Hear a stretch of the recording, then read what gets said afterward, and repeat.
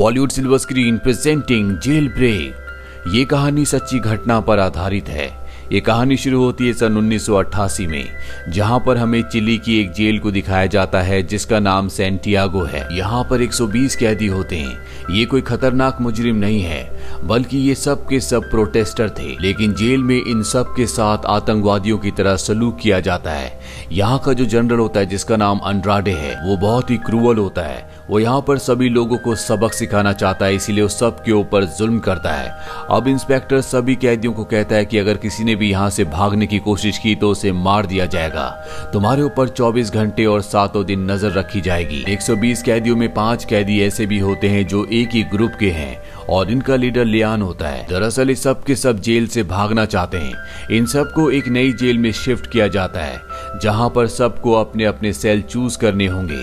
Lian cell number 50 की तरफ भागता है क्योंकि उसके नीचे एक रास्ता है जहां से ये भाग सकते हैं। लेकिन जब वो सेल नंबर 50 पर पहुंचता है तो देखता है कि पहले से उस सेल को किसी ने ऑक्यूपाइड कर लिया है, इसीलिए उसे सेल नंबर 51 में जाना पड़ता है। लेकिन लियान के जो बाकी दोस्त होते हैं वो सब के सब उन्हीं सेल्स को ऑक्यूपाई कर लेते हैं जो उनके प्लान के अकॉर्डिंग उन्हें करना था। उनमें से 2 लियान के पास आते हैं। वो कहते हैं कि तुम्हें सेल नंबर 50 में जाना चाहिए था। लियान कहता है कि ये फर्स्ट फ्लोर पे था, इसीलिए मुझे आने में देर हो गई। तुम्हारे जो सेल्स थे वो ग्राउंड फ्लोर में थे, इसीलिए तुमने उन्हें ऑक्यूपाई कर लिया और अब इन्हें किसी भी तरह से इस जेल से भागना है, जो कि इतना आसान नहीं होगा। यहाँ पर जितने भी कैदी होते हैं उन सब से वही काम करवाया जाता है जो काम इन्हें आता है। लियान अपने 2 साथियों से कहता है कि हमें किसी भी तरह से सुरंग बनाकर यहाँ से निकलना होगा। दरअसल लियोन एक आर्किटेक्ट है और उसने अपने कदमों से नाप लिया होता है कि उसे 210 फुट लंबी सुरंग बनानी है। जो सुरंग यहाँ से पास ही में एक नदी के पास निकलेगी और वो नदी पूरी तरह से पाम्स के ट्रीज से कवर है, यानी कि अगर किसी तरह से सब के सब वहां तक पहुंच जाए तो इस जगह से आराम से भागा जा सकता है। लेकिन इनका सबसे बड़ा सवाल ये होता है कि अगर ये इतनी लंबी सुरंग बनाएंगे तो उसकी मिट्टी को कहां फेंकेंगे, क्योंकि यहाँ पर चारों तरफ 24 घंटे और 7 दिन का पहरा होता है। अब जब ये सब के सब प्लान बना रहे होते हैं तभी यहाँ पर एक कैदी जिसका नाम पाउलो होता है, वो इन सब को देख लेता है। वो समझ जाता है कि ये कुछ ना कुछ करने वाले हैं, इसीलिए वो इनके पास जाता है और कहता है कि तुम जो भी प्लान बना रहे हो मैं तुम्हारे प्लान में शामिल होना चाहता हूँ। इन तीनों को पाउलो पर विश्वास हो जाता है और पाउलो को भी ये अपने प्लान में शामिल कर लेते हैं। ये पाउलो से कहते हैं कि अगर तुम्हारे पास यहाँ से निकलने का कोई अच्छा प्लान है तो हमें जरूर बताना।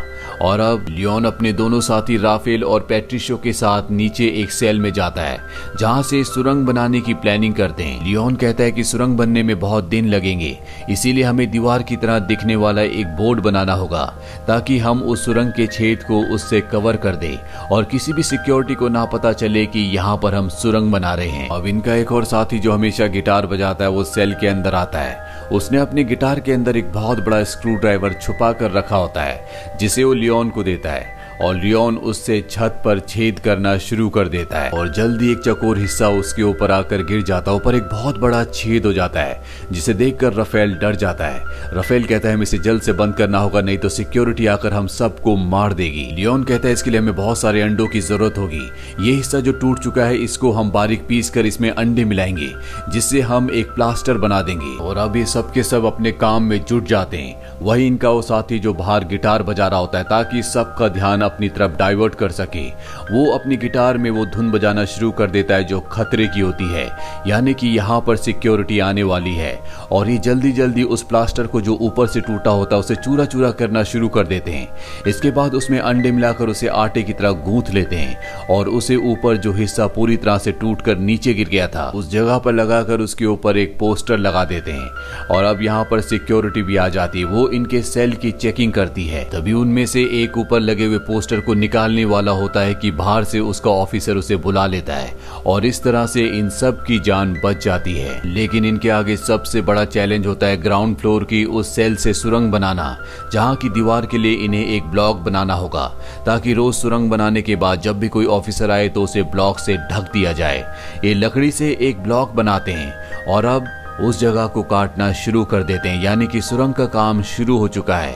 तभी इन्हें पता चलता है कि सिक्योरिटी ऑफिसर यहाँ पर आ रहा है, इसीलिए जल्दी से उस जगह को जहाँ पर इन्होंने दीवार तोड़ना शुरू किया था उसे सामान से कवर कर देते हैं और अपने अपने काम में लग जाते हैं। सिक्योरिटी ऑफिसर को इन पर कोई भी शक नहीं होता और वो इस जगह से चला जाता है। इसके बाद एक बार फिर से ये रेडियो की आवाज को तेज करते हैं और दीवार को तोड़ना शुरू कर देते हैं। दीवार को सबसे पहले ये उस शेप में तोड़ते हैं जिस शेप का इन्होंने ब्लॉक बनाया होता है और इसके बाद ब्लॉक को उस जगह पर फिट कर दिया जाता है। लेकिन इनके आगे अब सबसे बड़ी चुनौती है, इन्हें बहुत सावधान रहना होगा। ये सुरंग बनाने के लिए खुदाई करने के बाद जो मिट्टी निकालते हैं उसे ऊपर की सेल में ले जाते हैं और जो सीलिंग इन्होंने सबसे पहले तोड़ी थी, जहां पर इन्होंने अंडों से और प्लास्टर से ब्लॉक बनाया था, उस ब्लॉक को निकालकर उसके ऊपर जो बहुत बड़ी जगह होती है वहां पर उस मिट्टी को सावधानी से रख देते हैं। इन्हें आज इस जेल में कई दिन हो चुके हैं और हर रोज ये इसी तरह से खुदाई करते हैं और जब ये खुदाई करते हैं तो इनका जो गिटारिस्ट दोस्त होता है वो बाहर म्यूजिक प्ले करता है ताकि कोई भी सिक्योरिटी गार्ड अगर इनके सेल की तरफ आए तो ये खतरे का म्यूजिक बजाकर इन्हें आगाह कर दे। ये सुरंग खोदने के बाद हर रोज बैग में मिट्टी भरते हैं और उसे ऊपर की सेल में ले जाकर ऊपर के ब्लॉक को निकालकर उसके ऊपर जो डक्ट में जगह होती है वहां पर रख देते हैं। यहीं पर एक और कैदी होता है जिसका नाम ऑस्कर होता है और ऑस्कर जब इन पांचों को हर रोज एक ही पैटर्न को फॉलो करते हुए देखता है तो उसे इन पर शक हो जाता है। लियोन अगले दिन जब सुरंग की गहराई नापता है तो बहुत ज्यादा डिससेटिस्फाइड होता है। इतने दिनों की मेहनत के बाद भी इनकी सुरंग बहुत ज्यादा गहरी नहीं होती। लियोन कहता है कि हमें और भी लोगों की जरूरत होगी, नहीं तो सुरंग को खोदने में कई साल लग जाएंगे। अब जब इनका साथी जर्मन बैग के अंदर मिट्टी को छुपाकर ऊपर ले जा रहा होता है तभी ऊपर से एक सिक्योरिटी ऑफिसर आता है। वो उससे पूछता है कि तुम्हारे बैग में क्या है, मुझे बैग खोल कर दिखाओ। वो बैग को खोल कर दिखाता है, उसमें सामान होता है। दरअसल मिट्टी नीचे होती है और सामान ऊपर, इसीलिए उस ऑफिसर को उस पर शक नहीं होता। लियोन अब जेल के और भी कैदियों को सुरंग दिखाता और कहता है कि तुम सबको हमारी इसमें मदद करनी होगी, तभी हम यहाँ से जल्द निकल सकते हैं। वो कैदी भी उनकी मदद करने को तैयार हो जाते हैं क्योंकि इनमें बहुत सारे कैदी ऐसे भी होते हैं जिनको फांसी होने वाली है। यहाँ पर रेडियो से इन्हें ये न्यूज भी मिलती है कि बहुत जल्दी चिली में डिक्टेटरशिप खत्म होने वाली है, यानी कि आम लोगों ने विद्रोह कर दिया है और वो डेमोक्रेसी चाहते हैं, ना कि तानाशाह सरकार। और ये कैदी जो यहाँ से भागने की कोशिश कर रहे हैं ये डेमोक्रेसी में बिल्कुल भी विश्वास नहीं करते। इनका जो लीडर है जो चिली को अभी रूल कर रहा है ये उसके साथ होते हैं और अब जल्द से जल्द ये निकलकर अपने लीडर का साथ देना चाहते हैं ताकि इनका लीडर गिव अप ना करे। और अब ये सब के सब कैदी 2-2 घंटों की शिफ्ट करना शुरू कर देते हैं। दिन रात सुरंग की खुदाई करते हैं। जो भी सुरंग की खुदाई करके बाहर आता है वो अपने हाथ पैर और कपड़ों को अच्छे से धो लेता है ताकि उस पर किसी भी गार्ड को मिट्टी ना दिखे।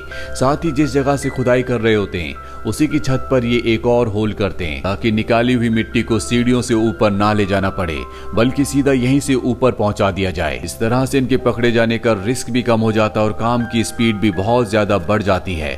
जब भी कोई कैदी सुरंग खोदता है तो बाकी सारे कैदी बाहर इस तरह से बिहेव करते हैं। वो एक दूसरे के साथ खेलते हैं, आपस में बात करते हैं। साथ ही कुछ कैदी यहाँ पर पहरा भी देते हैं जो जरा सा खतरा या शक होने पर इंडिकेशन देकर बता देते हैं कि गार्ड आने वाला है।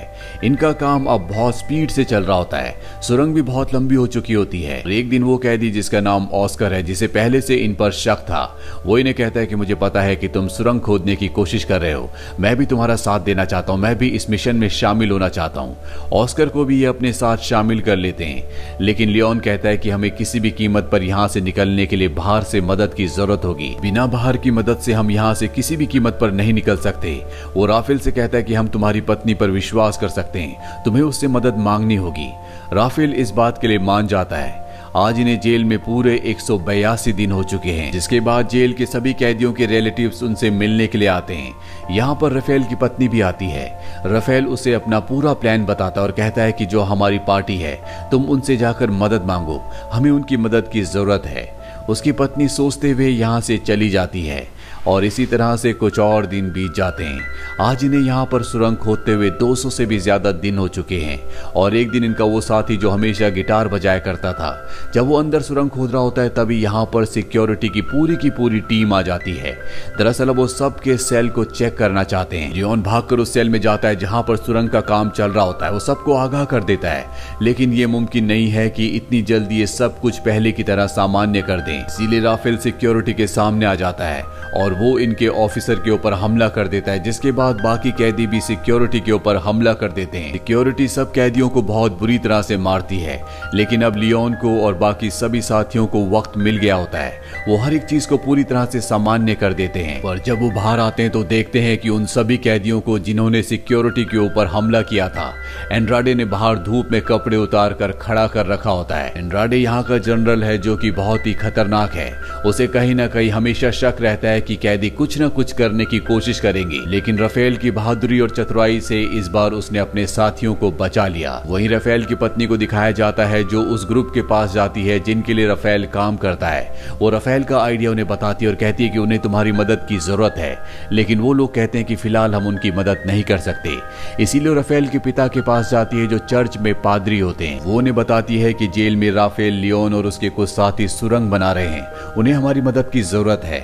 इसके बाद ये एक और आदमी से मिलते हैं जो पिछले ऑपरेशन में राफेल के साथ था। वो कहता है कि मैं कुछ ऐसे लोगों को जानता हूं जो उनकी मदद कर सकते हैं, और अब ये सब के सब उनकी मदद करने के लिए तैयार हो जाते हैं। वहीं जेल में कैदियों को दिखाया जाता है जिन्हें 2-2 घंटों की शिफ्ट में जेल में सुरंग को खोदते खोदते 392 दिन हो चुके हैं। सुरंग बहुत ज्यादा लंबी हो चुकी है, इसीलिए जो कैदी सुरंग खोद रहा होता है वो बेहोश हो जाता है, क्योंकि इतनी गहराई में ऑक्सीजन की कमी होती है। राफेल भी उसके पीछे होता है, वो उसे खींचकर बाहर निकाल देता है, लेकिन अब वो समझ चुका है कि इन्हें कुछ न कुछ बंदोबस्त करना होगा। यहाँ पर एक आदमी होता है जो जेल में काम करता है। उसके पास एक मशीन होती है जिस पर ये फैन लगाकर वहां तक ऑक्सीजन पहुंचा सकते हैं। राफेल कहता है कि तुम भी हमारे साथ शामिल हो जाओ, और राफेल उस कैदी को भी अपने साथ शामिल कर लेता है। इसके बाद उस मशीन, उस मोटर से जो उन्होंने कैदी से ली होती है, उस पर एक फैन लगाते हैं और प्लास्टिक के जरिए वहां तक ऑक्सीजन पहुंचा देते हैं जहां तक ये सुरंग खोद चुके हैं। लेकिन अभी भी इनकी मंजिल बहुत दूर है, और अब सुरंग खोदते खोदते इन्हें 413 दिन हो जाते हैं। और एक दिन जनरल एंड्राडे जेल के एक कैदी को अपने पास बुलाता है जिसका नाम बिगॉट है। वो बिगॉट को कहता है कि जेल में मुझे लगता है कुछ ना कुछ गड़बड़ है, तुम्हें मुझे बताना होगा कि कैदी क्या करने की कोशिश कर रहे हैं। बिगॉट कहता है कि मैं आपकी मदद जरूर करूंगा। वो बिगॉट को एक सिगरेट का डिब्बा देता है। दरअसल बिगॉट को नहीं पता होता कि जेल में सुरंग खोदी जा रही है। वहीं कैदी सुरंग खोदते खोदते जेल की सीमा के बाहर तक पहुंच जाते हैं और एक पाइप के जरिए वहां पर पिंक कलर का लिक्विड डाल देते हैं ताकि राफेल की पत्नी और उनके साथियों को पता चल जाए कि सुरंग यहां तक खोदी जा चुकी है। अगले दिन राफेल के पिता जेल में उससे मिलने के लिए आते हैं और उसे बताते हैं कि जहां तक तुमने सुरंग खोदी है अब भी तुम्हारी मंजिल वहां से काफी दूर है, हमें 42 फीट और सुरंग को खोदना होगा। इसके बाद उसके पिता चले जाते हैं और ये एक बार फिर से सुरंग को खोदने में लग जाते हैं और जब इन्हें 558 दिन सुरंग को खोदते खोदते हो जाते हैं तो भूकंप आता है जिससे जेल की हर एक दीवार हिल जाती है। लियोन जो बाहर होता है वो भूकंप के झटके से डर जाता है। वो जल्दी से उस सेल की तरफ भागता है क्योंकि अब भी एक कैदी सुरंग खोद रहा होता है, लेकिन किसी तरह से उस कैदी को बाहर निकाल दिया जाता है। साथ ही इन्होंने जो सुरंग खोदी होती है वो पूरी तरह से सुरक्षित होती है, भूकंप से वो ब्लॉक नहीं हुई होती, जिससे सबको बहुत रिलीफ मिलता है। अब जब इनकी सुरंग का काम पूरा होने वाला होता है तो लियोन यहीं पर एक कैदी के पास जाता है जो कि व्हील चेयर पर होता है। वो उसे कहता है कि तुम भी हमारे साथ यहाँ से चल सकती हो, लेकिन वो कैदी पहले से अपनी जिंदगी में पूरी तरह से गिव अप कर चुका है। वो जानता है कि वो चाहकर भी इतनी लंबी सुरंग को पार नहीं कर सकता। वो कहता है कि जल्द से जल्द तुम सब यहाँ से निकल जाओ, मैं तुम्हारे साथ नहीं आ सकता। वहीं इनका सुरंग बनाने का काम खत्म हो चुका है। सुरंग बनाने में इन्हें पूरे 567 दिन लगे और अब जब सब के सब टीवी देख रहे होते हैं तो वो सभी कैदी जो सुरंग बनाने में शामिल थे एक एक करके वहां से निकलना शुरू कर देते हैं। किसी को भी किसी पर कोई भी शक नहीं होता क्योंकि जो ये शो देख रहे होते हैं वो बहुत बोरिंग होता है। वहीं टनल के अंदर हमें 49 कैदियों को दिखाया जाता है जो एक के पीछे एक लेटे होते हैं। सबसे आगे राफेल होता है जो कि अपने साथियों का ऊपर आने का इंतजार कर रहा होता है। वहीं बिगॉट को दिखाया जाता है जो बाकी कैदियों के साथ टीवी देख रहा होता है, जो कि जनरल एंड्राडे के लिए काम करता है। वो देखता है कि राफेल के साथ बहुत सारे कैदी यहाँ पर नहीं है।